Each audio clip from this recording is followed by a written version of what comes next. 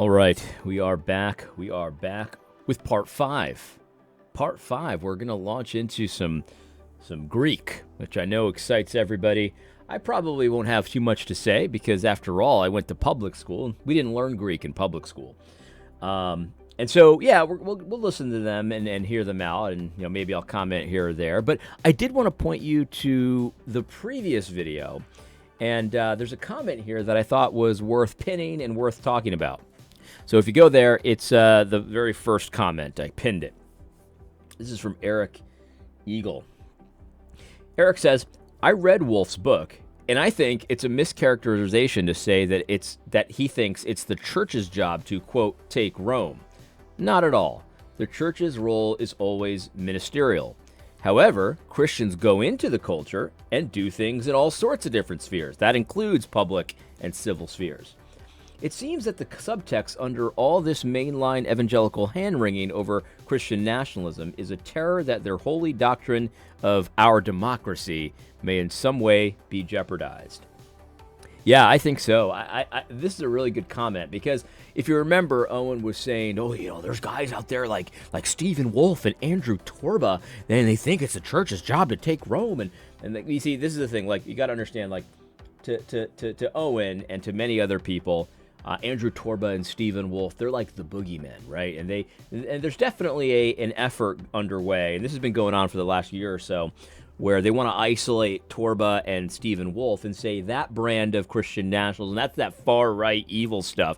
And then, of course, there's good brothers in between and stuff like that. That's why often, if you notice, that one of the ways that they'll criticize someone like me is they say, I don't denounce Andrew Torba. I don't denounce Stephen Wolfe. I don't denounce their racism and anti-Semitism. And that's like their linchpin. They think that they can isolate those guys and say, if you don't denounce them the way I do, then you must be suspect as well. This is a very common tactic. I mean, we've seen this for a long time with the woke church. Owen, he's pretty much woke himself. A lot of people are doing this that aren't woke too. It's just a very manipulative kind of tactic. And so, very good point. That's not Stephen Wolfe's position. That's the thing about these videos, right? Like, Owen, every time he speaks, he says like 10 things that are completely wrong, completely mischaracterized, completely made up. And, it's very difficult to address it all. So if I address it all, this would be like a 20-part series instead of a 10-part series. So anyway, yeah, that's right. That's right. And he's right. I mean, Eric Eagle is right here that it's really all about a threat to what we're taught in elementary school about our democracy and how important it is and how it works and how it ought to work and what's bad, things like that. We learned some things in elementary school from public school that weren't right. But some people, like Owen, are unwilling or unable to get out of that mindset for just a moment. And you don't have to agree with Christian nationalists, but you have to understand that what we're saying is actually not crazy. It's only crazy if you assume what you learned in elementary school civics class. Anyway, great comment, Eric Eagle. Keep them coming. Let's dive right in. You could run circles around me with the Greek. I know enough Greek to be dangerous. Isn't that what they say? Systematic, man. Yeah. So looking at the Great Commission, though, can I get you on record as saying that the New American Standard Committee was wrong when they said to disciple the nations? No, I'm not clickbaiting, but obviously you got New American Standard says disciple the nations, the ESV says to disciple nations, and really a lot of that's where, obviously that's just a definite article, but a lot of the language is going to come into what are you discipling in the Great Commission? That's kind of what you're intimating at with baptizing Sweden or taking Denmark out to coffee, those sort of things. So walk me into that a little bit, and maybe we can get some back and forth on that. Yeah. So Owen's going to launch into a point that says the technical Greek does not allow you to baptize nations. Like, you're not going to take Sweden and put them under the water, or even sprinkle if you're a Presbyterian. You're not going to do that to Sweden, and the Greek doesn't allow you to do that, to say that. And so okay. I mean, yeah, you're right. The Greek doesn't say to take Sweden, which is this entity out here, outside of the people, and dip it underwater. Congratulations, Owen. You are a true Greek scholar. My hat is off to you. Looking at my screen, which is why there's a white glow. Are you sick of having issues with your webinars, wasting I'm tons sick of having time these advertisements on troubleshooting with attendees? The ESV says to disciple nations, and really a lot of that's where, obviously that's just a definite article, but a lot of the language is going to come into what are you discipling in the Great Commission. That's kind of what you're intimating at with baptizing Sweden or taking Denmark out to coffee, those sort of things. So walk me into that a little bit, and maybe we can get some back and forth on that. Yeah, I'm looking at my screen, which I'll is say what this too. We just I don't get it. I don't get anywhere with these videos. But Josh Howard, I really appreciate that. This is pretty savage too. I mean, he I've been making fun of Owen for the taking Denmark to coffee, baptizing Sweden under the water and stuff. And Josh Howard just says it in a very straight kind of like he takes it seriously. But in the taking of it seriously, it shows how ridiculous it is. Like I can make fun of it, and you can see how ridiculous it is, or you can do it Josh's way and take it very seriously with a serious face on, and you can see it actually sounds almost more ridiculous when you say it like that. So hats off to Josh Howard for real. there's a white glow in my glasses probably. But my friend Jeff Moore, my colleague here at Grace Bible Theological Seminary, has made this point, and so I'm working off of his original research, extremely helpful research. He's pointed out that in Matthew 28:19 in the Greek, you're to disciple all the nations, panta ta ethne, and then you're to you're baptizing them, participle, baptizing them in the name of the Father and of the Son and of the Holy Spirit. And ta ethne and autus, them, all the nations and them are different reference. So it's not the same group in question. So you do go to all the nations, you do make disciples of the nations, but you don't baptize the nations. It's a different referent in the Greek. It doesn't work. Like, it literally doesn't work. When I first heard this, I just thought it was so weird. Just very weird. Because it really does kind of reveal that he thinks, like he actually does think that what Andrew Torba is talking about is you got to go out there and you got to go over Sweden and you take the water, like, I don't know, maybe you would get some of those airplanes or those helicopters that they put at forest fires, and they just dump gallons of water on the forest fire. It really does feel like he's saying, Torba is saying, what we got to do is get some of those airplanes to dump water all over Sweden so we can baptize Sweden. Because he's making this weird distinction. He's like, sure, you're discipling the nations, but you're not baptizing them. And that is the key. It's a different Greek word there. You're discipling them, sure, but you're not baptizing them. You can't baptize Sweden, but you can disciple Sweden, I guess. So it almost, the way he says it there, it almost kind of refutes his own point about taking Sweden to coffee, because I guess you kind of can take Sweden to coffee, because it says it right there in the Greek. That's a different category, though, than the baptism. So you can't baptize Sweden, but you can disciple Sweden, which he just got done saying earlier in this conversation that the discipleship happens over coffee. So you can take Sweden to to coffee, but you can't baptize Sweden. This is all a convoluted mess. I mean, I don't believe any of this, but like, it's just very weird that he's like, I'm drawing from this very helpful research that says these are two different groups, so you can disciple. Didn't you just get done saying you can't disciple the nations? Very strange. Very strange. So I listened to, and that was the G3 pre-conference, I think, that GBTS did. Yeah.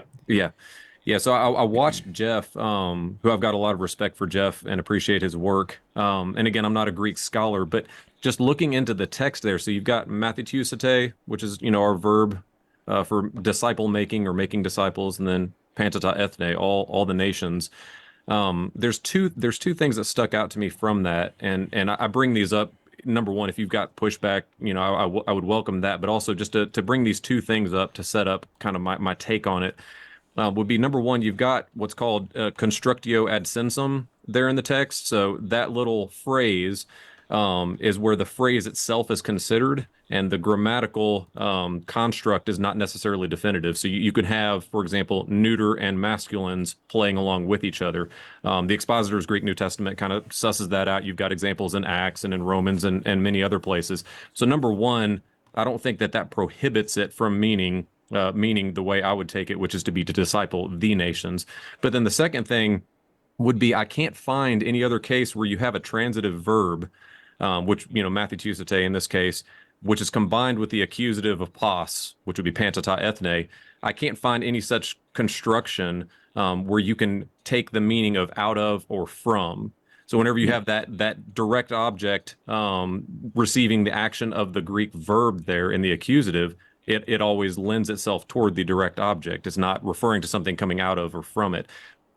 That's kind of my technical spiel, but and again, I welcome your pushback, but my thought behind that, and help me out here, Owen, is that it would be just to put it bluntly, I would think if one was to say that it does not indicate the nations, but only those from the nations, I think the burden of proof would be on proving why it can't mean both. Because I think most of us would agree that obviously if you're going to disciple a nation in whatever regard, of course you're discipling people. I can't preach. I'm just going to stop him right there for a moment. I have nothing to say about the Greek constructions and stuff like that. I know first year Greek, right? So I know basic constructions, basic words, basic grammar, all that stuff. So I have nothing to say about that. But just nations and people can't be separated. Nations are made up of people. Okay? There is no weird thing out here that's a nation. It's just it's just an idea. The nation is just an idea. No. The nation is the people. It's a people group with a shared experience, a shared culture, shared traditions, shared values, shared, oftentimes, ethnicity. In fact, that's literally what the word means.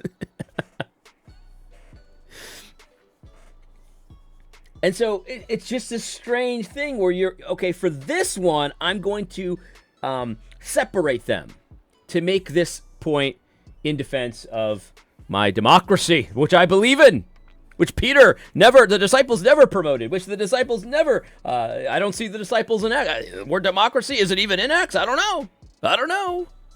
It's interesting that in the Bible, when democracy is referenced, it's always negative. It's always negative. It's always because they were doing something bad. They decided as a people group to get together and to do what the will of the people was bad. Even in the New Testament, we see Pontius Pilate give the power to the people. Pontius Pilate says, democracy! This is a democracy! What should we do? You want to have Barabbas or you want to have Jesus? And what was the will of the people? I mean, that's not a technical point, but it's just interesting that democracy becomes the thing we must defend as Christians because, after all, we're not theonomists. But you don't see the apostles promoting theonomy in Acts. You also don't see them promoting democracy, and democracy is always negative in the Bible. Preach the gospel to America without actually having a person in front of me, right? There's people involved with any of these things. Nations are made of people. Yes. But I would think the burden of proof then would be on the one who says the nations, which is in my estimation, I think the clearest reading of the text. That's not in view in that case. But give me your pushback on that. Yeah, those are interesting Greek observations. I don't know. Sounds like worth chewing on. I'm not persuaded of your case. I think it's a different referent, and so it makes perfect sense. Objection! On what grounds? Because it's totally devastated to my case. And there's a strong trajectory of Christians who would agree that there's no way in which we baptize nations. I don't know how we baptize nations. I don't see the apostles in the book of Acts even trying to baptize nations. They are baptizing disciples who profess faith, that's exclusively what they do.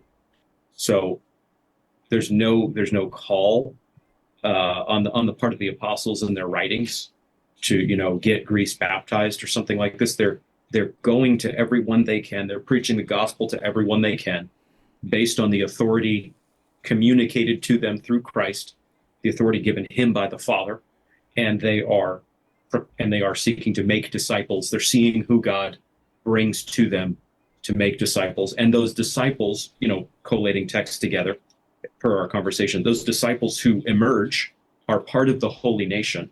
That is the Christian nation we're trying to build.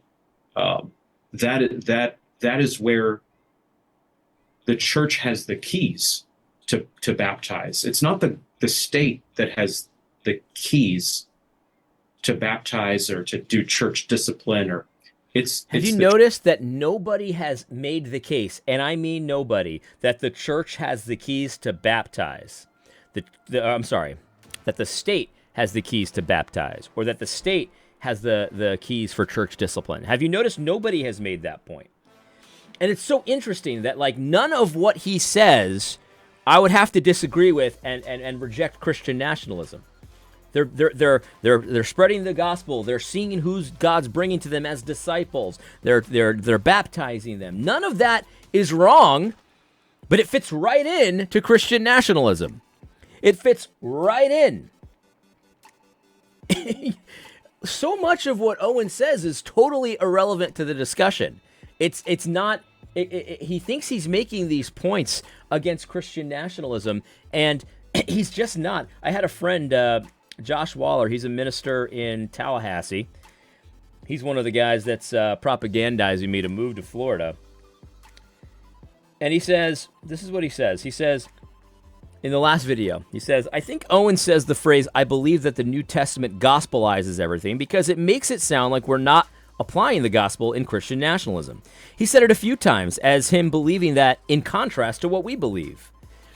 And it's like, yeah, he's trying to pretend like we actually don't believe that the apostles' job was to make disciples and to see who God brings and to use the gospel to do that. And we're just not gospelizing enough. And it's like, no.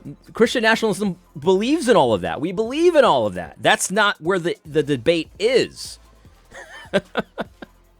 He says, it's pretty annoying. I think it's supposed to sound profound, but after I began understanding pietism, it just sounds really lame. Yeah, that's right. It does sound really lame. He's trying to contrast Christian nationalists and then his gospel-centered whatever.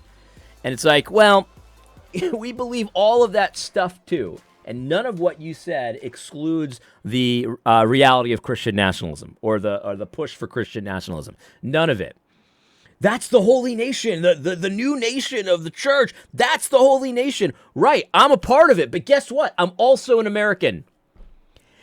The gospel and my citizenship in the holy nation of the church does not, by definition, renounce my citizenship of the United States. I'm still an American citizen. On my passport, when I come back into the country and they ask me what my nationality is, I'm an American. It doesn't erase that. Owen's an American. I'm an American. Josh Howard's an American. Yeah, we're all part of the holy nation, but we're also Americans. Church that has been given the keys. The mandate of government. Let me bring this in. Do you see how he's trying to draw this contrast? The church has been given the keys. Yeah, we know. And so does Stephen Wolfe. And I'm assuming Andrew Torba knows that as well. I mean, I haven't talked to him, and he's written less about this stuff, but I'm assuming he believes that as well. That the state shouldn't be church disciplining you. The state does not have the keys to the kingdom. The state has the sword in service of the kingdom. As well, just while we're trying to talk all this out, lots of complicated matters. Right. Mandate of government is not in any way to oversee the church. The mandate of government in Romans 13, 1-7 is the opposite. It's actually quite limited.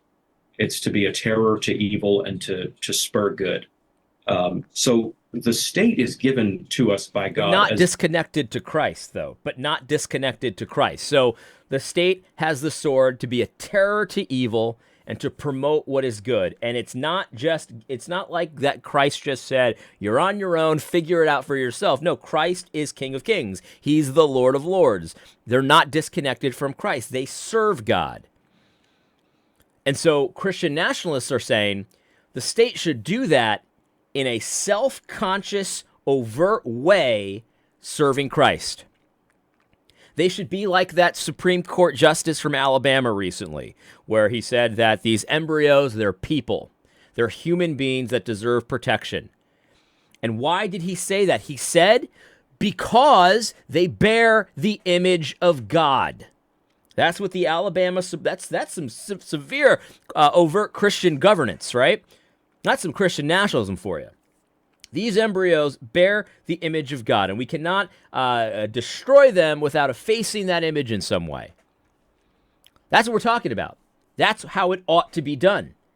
The state rules and reigns as a terror to evildoers and promoting what is good, connected to Christ. That's the way it should be. It's so often not the case that they operate in that way. But that's how they should operate.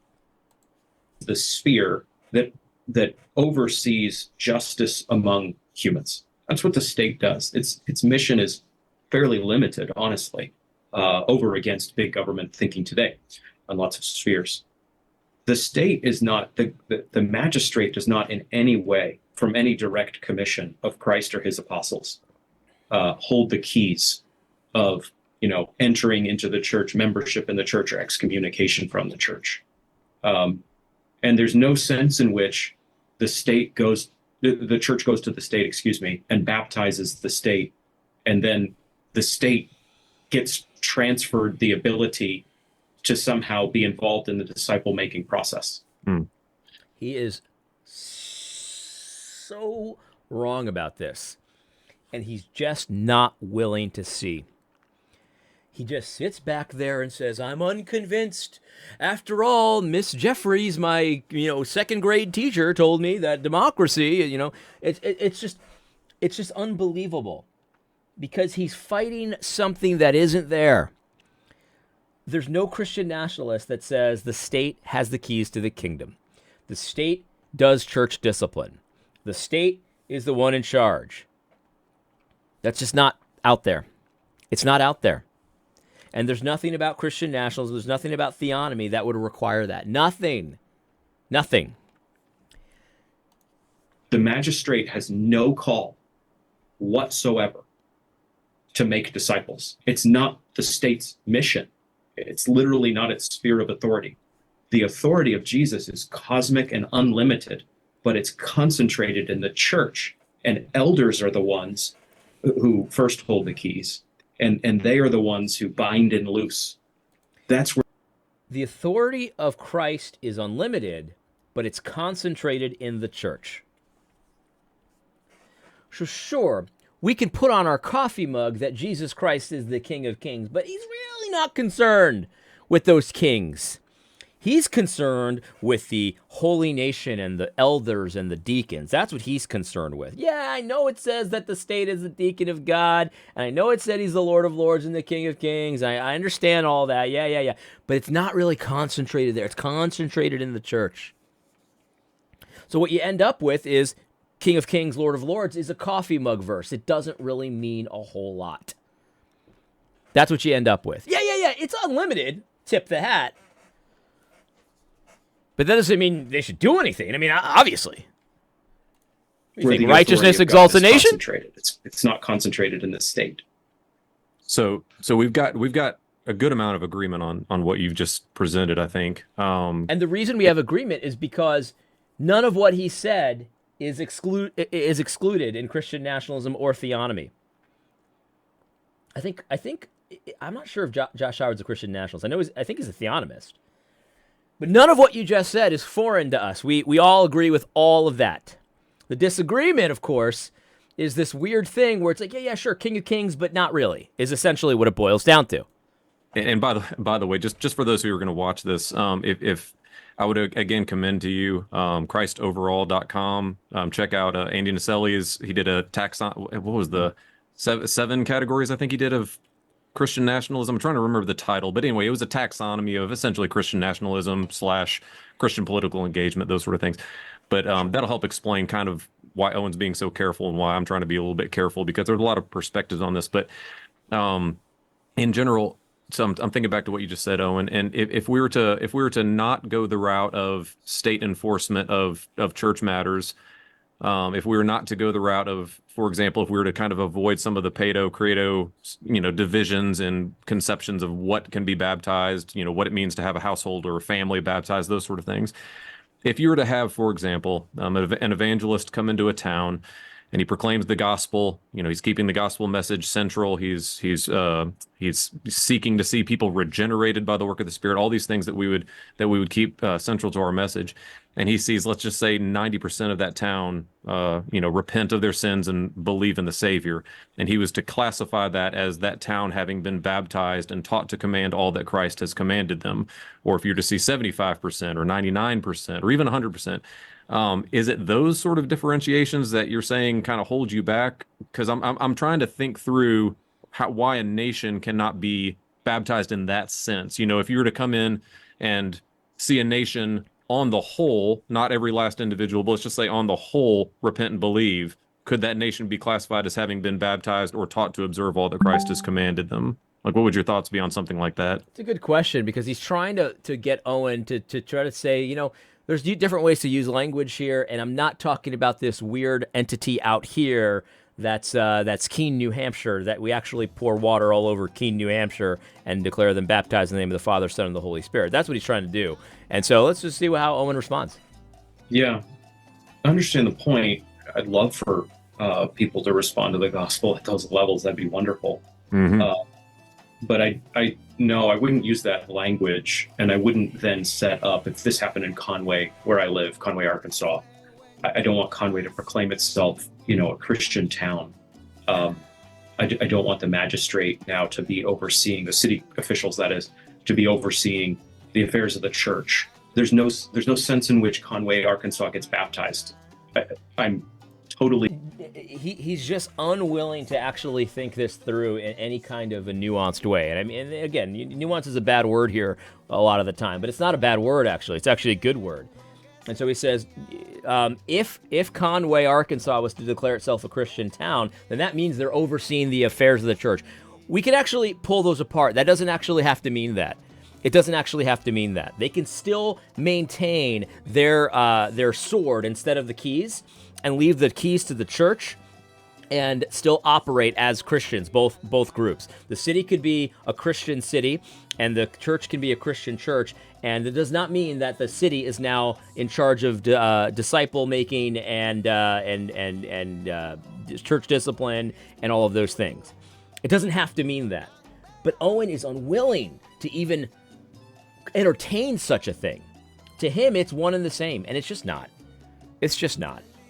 I mean, he's all high and mighty on the Constitution and democracy and stuff like that, and the state worked and had blasphemy laws and things like that, and Sabbath laws when it was created, and somehow it did not mean that they were now in charge of church discipline as well.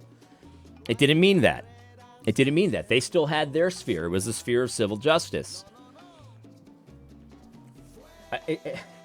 It's very, again, I ask you, I had a lot of people comment on the last, their opinions on whether he was just this foolish on this topic, or if he was just trying to trick us. I just think he's just this, he's just this obtuse. That's what he is. He's just this obtuse.